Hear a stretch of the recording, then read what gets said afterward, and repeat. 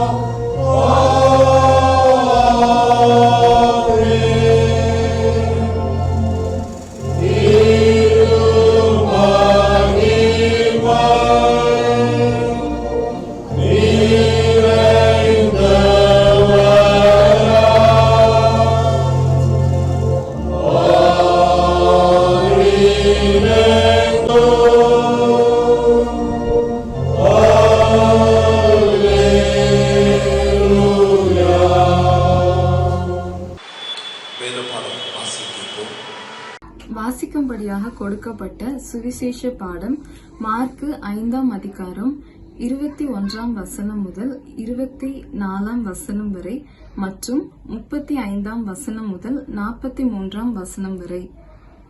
Mark 5ஆம் அதிகாரம் 21ஆம் வசனம் முதல் 24ஆம் வசனம் வரை மற்றும் 35ஆம் வசனம் முதல் 43ஆம் வசனம் வரை.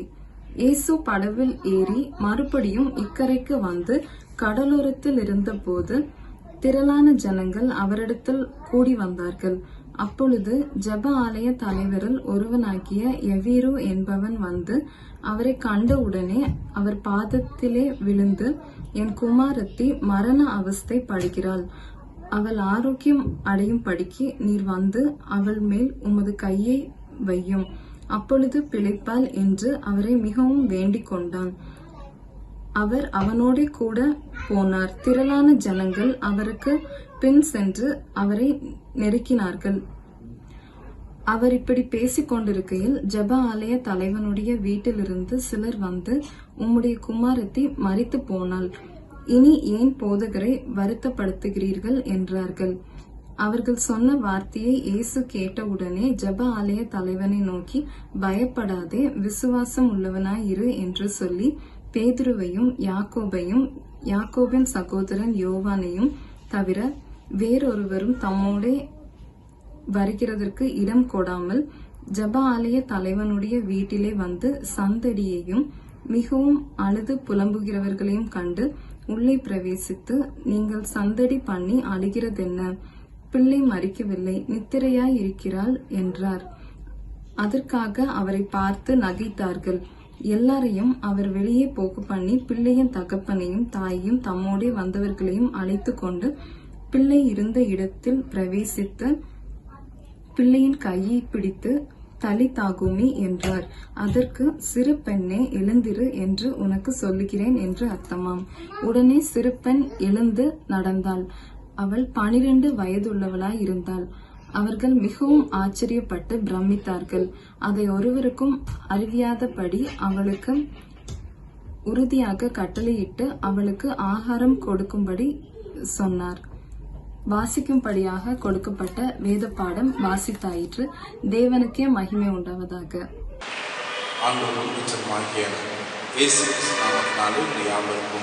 அன்பின் வாழ்த்துக்களை தெரிவித்துக் கொள்கிறேன்.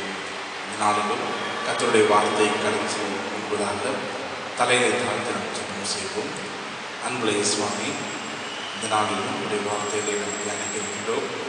நீர் எங்களோடு கூட கர்த்தரை பேசும். அடைய மரத்தை கத்தனை வெளிப்படுத்தும். அன்றன் தியானிக்கின்ற இந்த வேதத்தினுடைய காரியங்கள் நம்முடைய ஆவிக்குரிய வாழ்க்கையிலும் மிகுந்த பிரச்சனை பாராட்டும். இயேசு கிறிஸ்து வேண்டும் நல்லதாமே.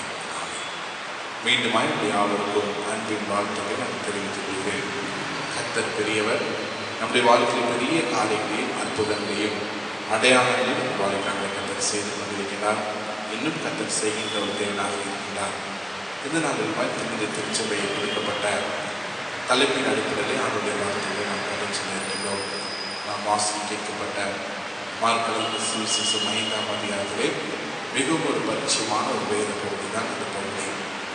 அதன் அடிப்படையிலும் பழைய ஏற்பாடு புஸ்தகத்தின் அடிப்படையிலும் அப்போஸ்தலர் புஸ்தகத்தின் அடிப்படையிலும் இந்த நாளில் கர்த்தருடைய வார்த்தைகளை கடந்து சென்றிருக்கிறோம். கடலில் விளையாடி கொண்டிருந்த கடற்கரையிலே விளையாடி கொண்டிருந்த ஒரு அருமையான ஒரு சிறு பையன் தன் விளையாடி கொண்டிருக்கும் பொழுது தன்னுடைய செருப்பை அந்த கடல் அலையானது இழுத்து சென்றது. உடனே அவன் சொன்னான், இந்த அலை கடல் என்னுடைய செருப்பை எடுத்து போய்விட்டதே, இது மாபெரும் ஒரு திருடன் என்று சொல்லி அந்த கடற்கரை மணலிலே கடல் ஒரு திருடன் என்று சொல்லியிருக்கிறார்.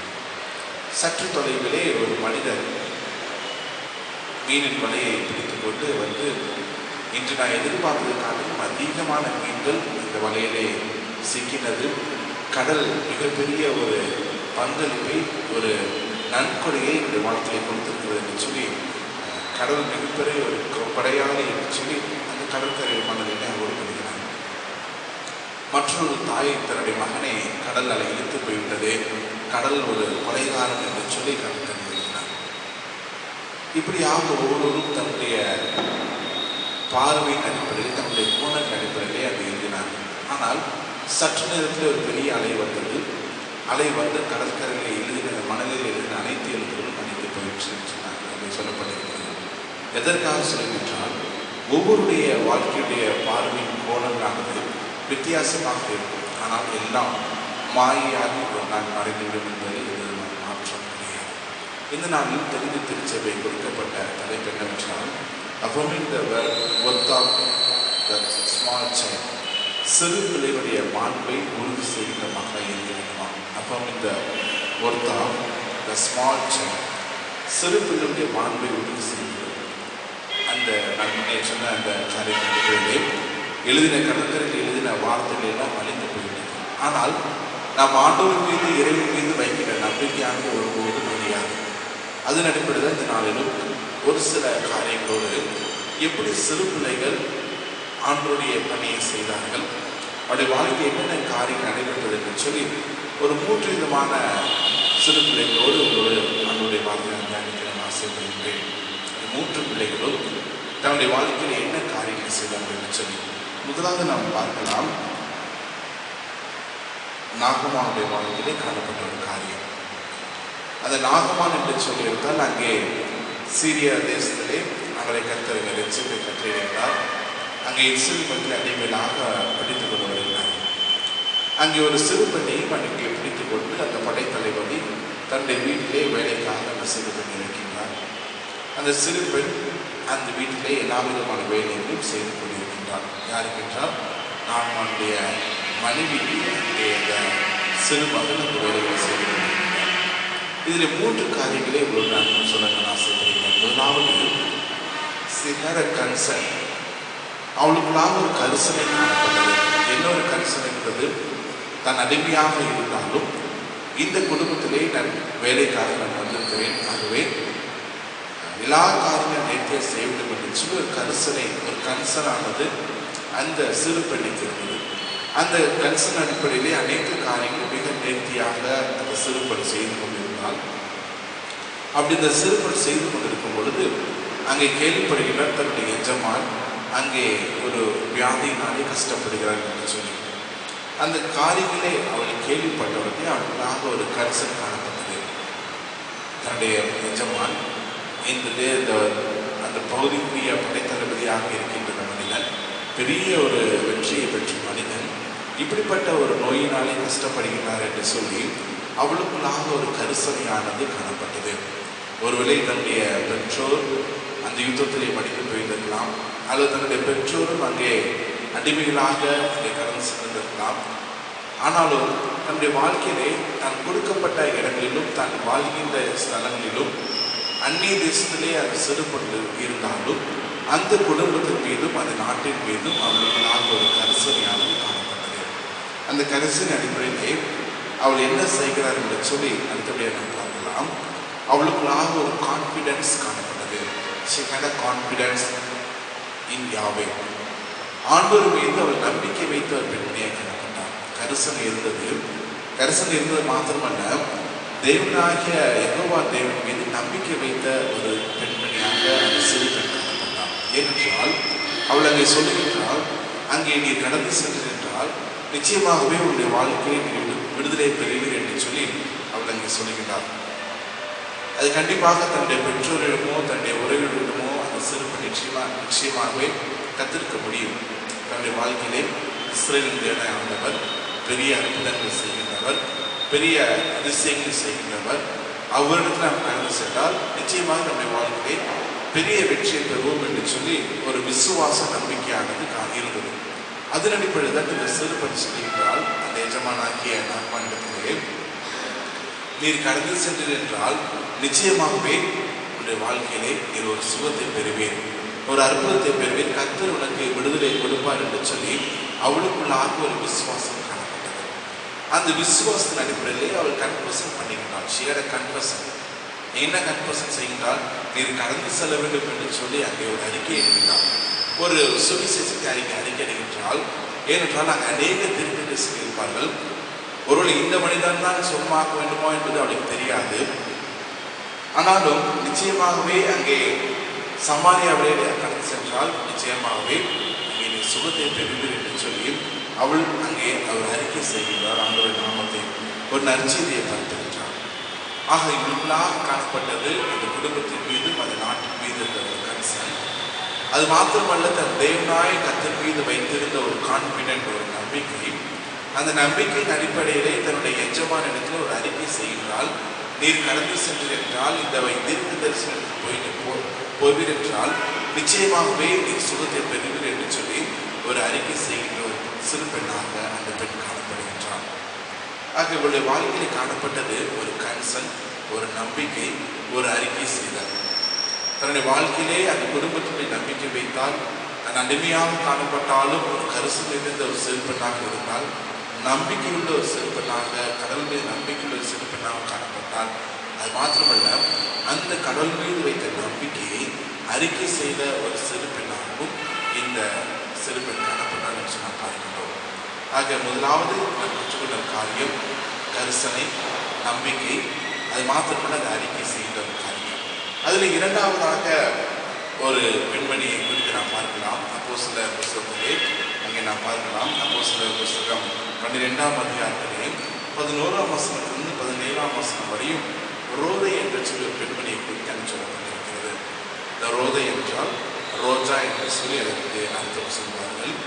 ஆக இந்த ரோதை என்ற பெண்ணும் அங்கே ஒரு ஒரு வேலையாளர், ஒரு பணிப்பெண்ணாக அந்த இடத்திலே இருக்கின்றார்.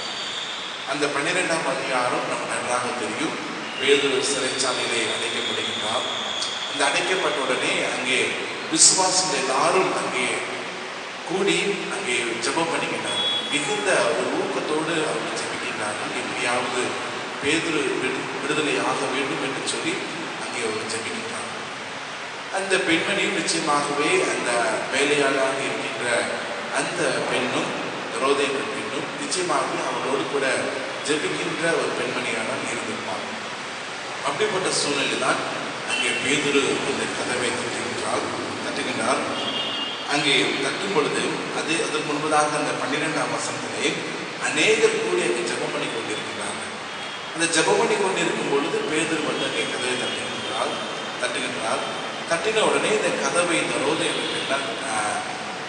என்ன சத்தம் என்பதை கேட்பதற்காக அங்கே ஒட்டி கேட்கின்றால், ஒட்டி கேட்ட உடனே இது பேதுருடைய சத்தம் என்று சொல்லி அவள் கதவை திறக்காதபடிக்கு மிகுந்த உற்சாகத்தோடு அங்கே இருந்த எல்லாரிடத்திலும் அங்கே சொல்லுகின்றால், பேதுரு வந்துவிட்டார், அங்கே இருக்கிறார் என்று சொல்லி அங்கே சொல்லுகின்றார்.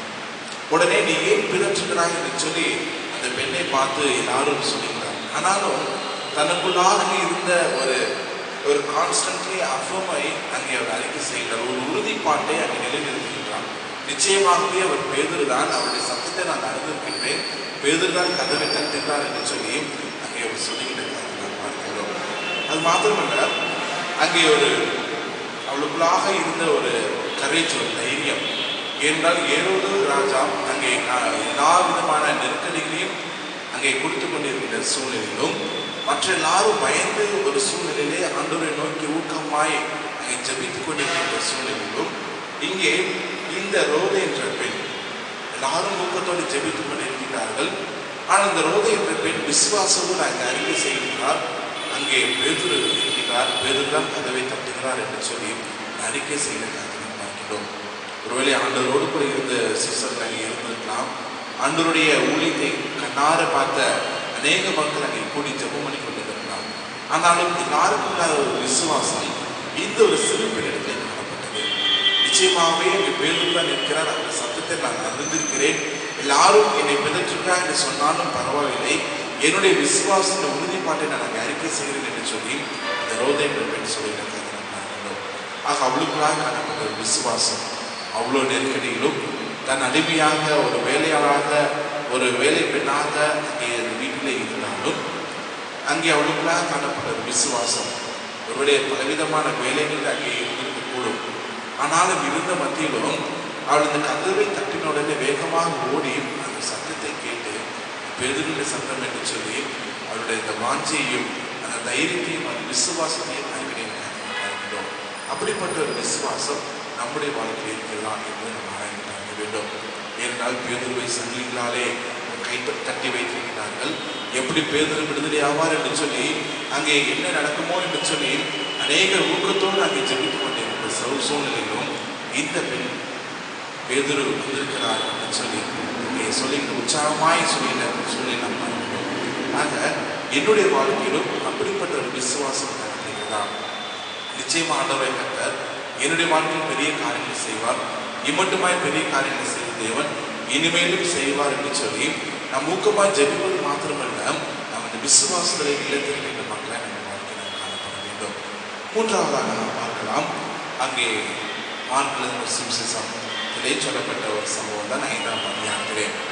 அந்த எவ்விரு என்ற ஒரு மனிதன், அவன் ஆலயத்தினுடைய தலைவனாக ஜபால்கன் தலைவனாக இருந்தாலும் அங்கே தன்னுடைய மகள் 12 வயது உள்ள மகள் வெள்ளமாய் செல்வினமாய் இருக்கிறாள் என்று சொன்ன உடனே ஒரு தகப்பன் ஸ்தானத்தில் இருக்கிற அந்த மனிதன் என்ன செய்கிறான்? ஆண்டவர் இயேசு கிறிஸ்துவிற்கு போய் என்னுடைய வீட்டிற்கு வர வேண்டும், என்னுடைய மகள் வியாதியோடு இருக்கிறாள், அவளை சுஸ்தமாக்க வேண்டும் என்று சொல்லி அங்கே அந்த மனிதன் சொல்லிட்டு காரணம் பார்க்கிறோம்.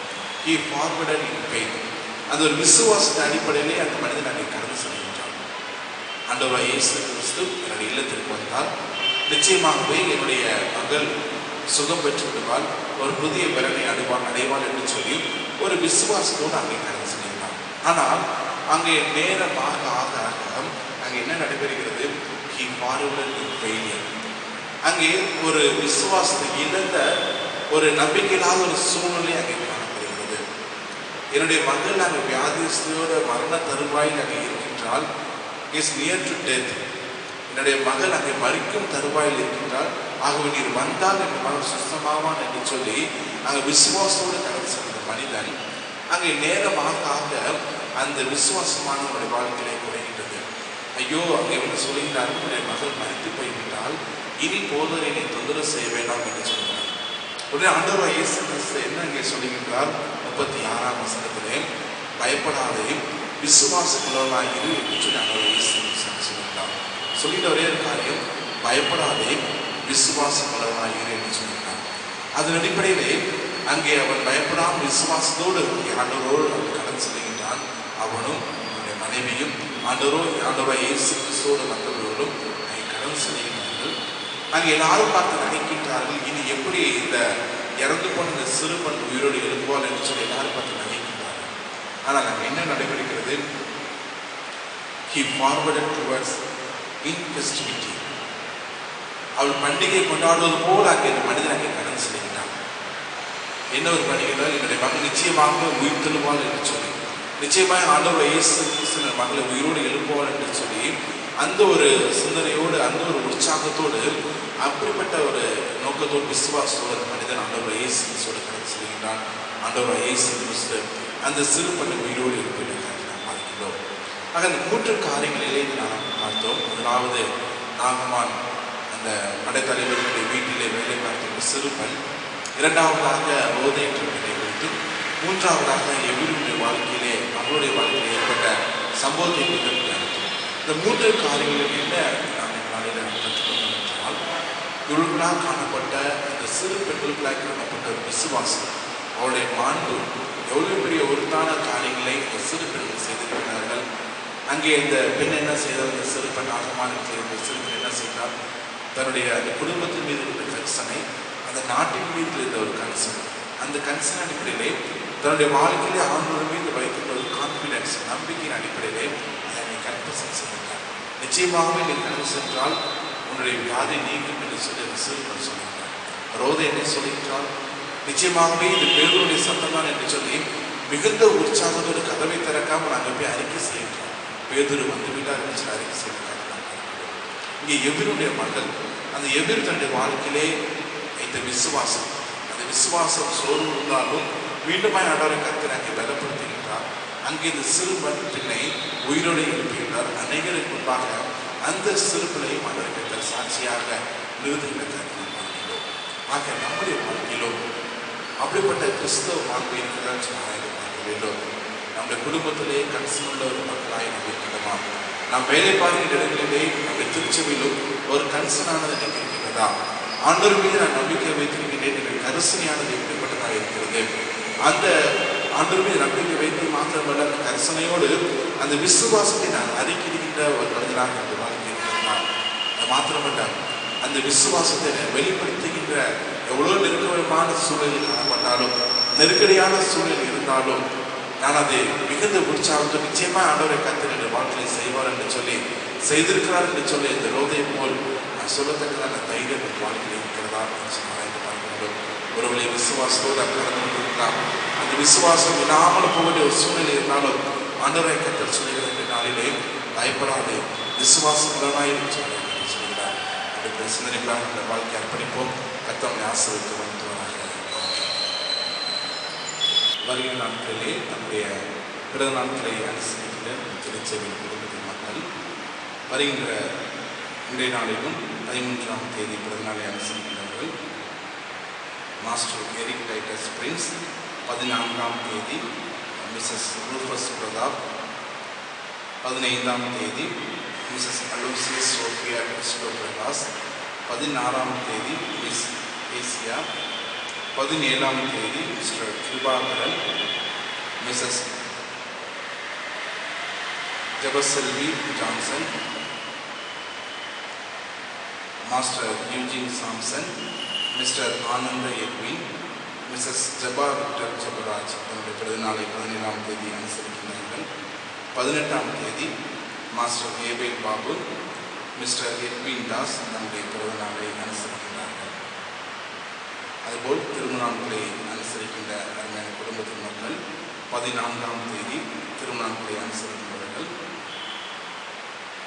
மிஸ்டர் ஜான் சக்கரவர்த்தி, மிஸ்ஸஸ் விர்ஷியா தன்னுடைய திருமணங்களை அனுசரிக்கிறார். ஆண்டவர் இயேசு கிறிஸ்து நாமத்தினாலும் திருச்சி சார்பாக வாழ்த்தி ஆசீர்வதிக்கிறார். தலையிலே தாழ்த்தி நாம் ஜெபம் செய்வோம். நேற்று மீண்டும் என்று மாறாத பரலோகனாவை நாங்கள் துதிக்கின்றோம், சிந்திக்கிறோம். ஆண்டவரே, இம்மட்டுமாய் நம்முடைய கிருபையினால் வைத்தனாலும் இந்த நாள் வரைக்கும் இந்த வாழ்க்கை கத்தனை அற்புதமாய் நடத்தி கொண்டிருக்கிறேன்.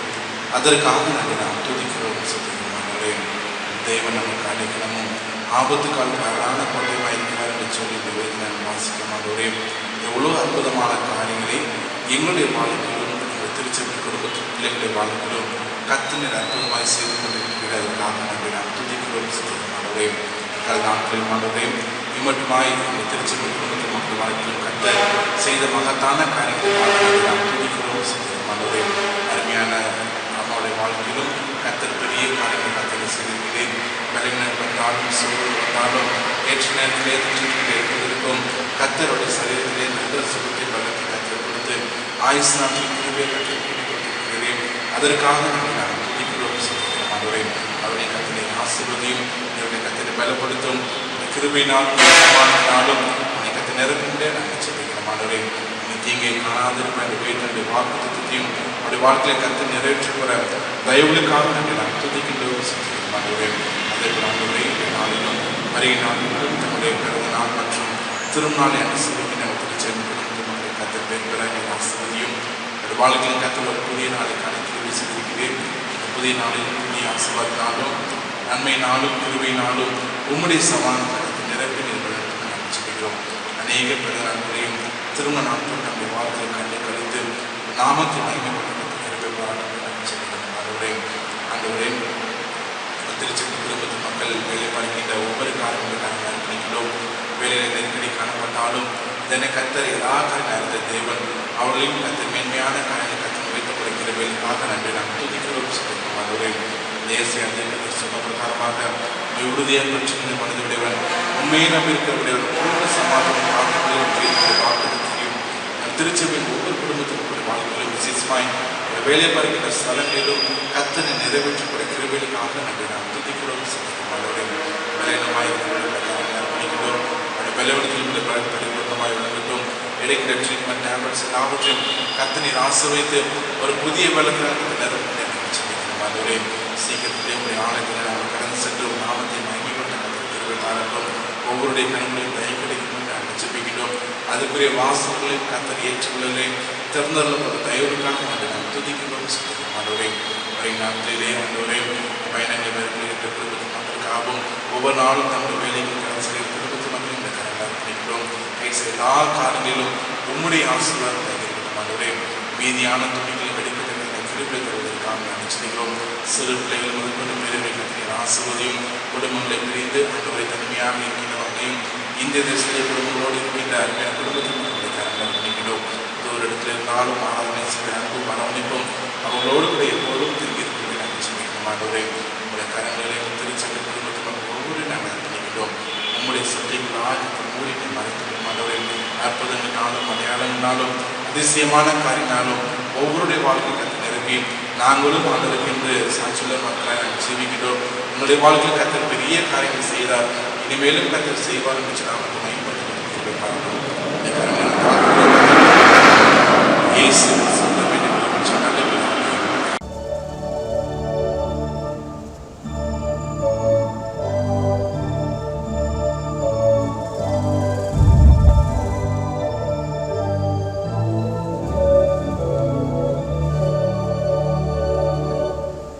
Oh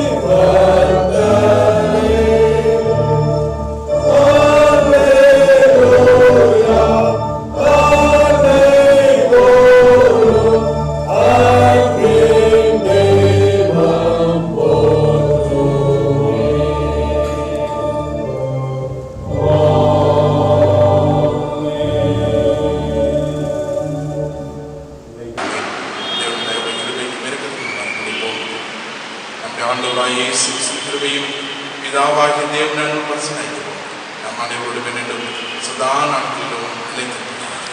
ஆமென். என் ஆத்மாவே கர்த்தரை ஸ்தோத்திரி, முழு உள்ளமே அவருடைய பரிசுத்த நாமத்தை ஸ்தோத்திரி. என் ஆத்மாவே கர்த்தரை ஸ்தோத்திரி, கர்த்தர் செய்த நன்மைகள் மறவாதே. ஆமென். கர்த்தர் உங்களோடு இருப்பாராக, அவர் உங்கள் ஆவியோடு இருப்பாராக. சமாதானம் கடந்து செல்வோம். கர்த்தருடைய நாமத்தினாலே. God bless you. Thank you.